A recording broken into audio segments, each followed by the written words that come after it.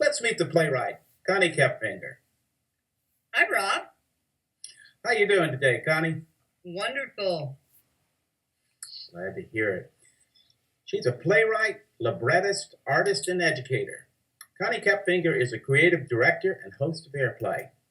In addition to teaching theater and composition at Carnegie Mellon and other universities, Koepfinger is an internationally published and produced playwright and librettist. She is also a contributing writer for the Center of Conscious Creativity in Los Angeles, a board member of the International Center for Women Playwrights, on the Media Arts Advisory Board of the Lifeboat Foundation, a member of the Dramatists Guild of America, and the League of Professional Theater Women. Welcome, Connie. Thanks, Rob. Wow, that makes me feel like I need a nap. Now, the seventh day, huh? Yep. Okay. The Guardian. Is this play autobiographical, Connie? Yeah, I think all work in some sense is autobiographical, all of my work.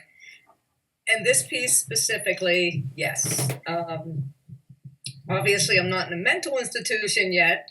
I didn't mean that. That was a Freudian slip. But the supernatural experience of the guardian angel, absolutely. It happened. It just happened. I mean, that's all I can say. You know, Connie, opening up about these kinds of experiences, the spiritual and, whatever people have been through, sometimes can be very hard. Do you ever worry about credibility when putting these kinds of plays out? Oh, absolutely. Back in the 90s, when I first did my play Sideshow, and I talked about beings from the sixth dimension, they called it New Age psychobabble.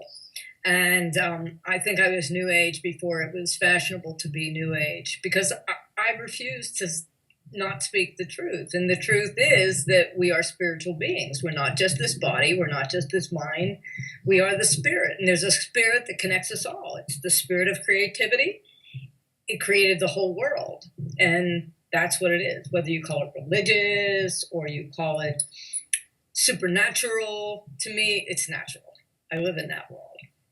Well, the thinking about such things is certainly changing. Physicists today are even talking about parallel universes, and there's even an experiment right now at the Large Hadron Collider to open a port to a parallel universe.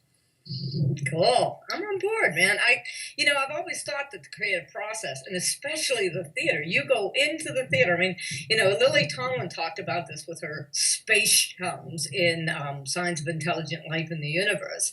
And she talked about, you go into this dark room and you sit next to strangers, and what are you waiting for? I mean, we're all waiting for this. But seriously, Rob, back in the 90s, I started experimenting with things, and I had a desire, it just started coming to me, to write about this theater of the awakened dream.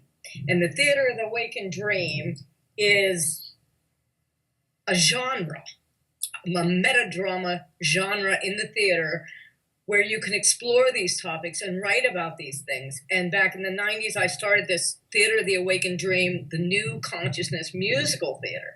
And I sought for many years to meet the right composer who would be able to help me with creating this dream in the Theater of the Awakened Dream. And I'm sorry, guys. Connie, music always seems to take me into a parallel universe. Oh, absolutely. It transcends everything.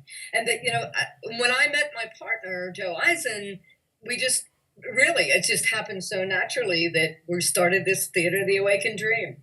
So I don't know. We got a lot coming out here. So it's really the door is open for sure. Absolutely excellent.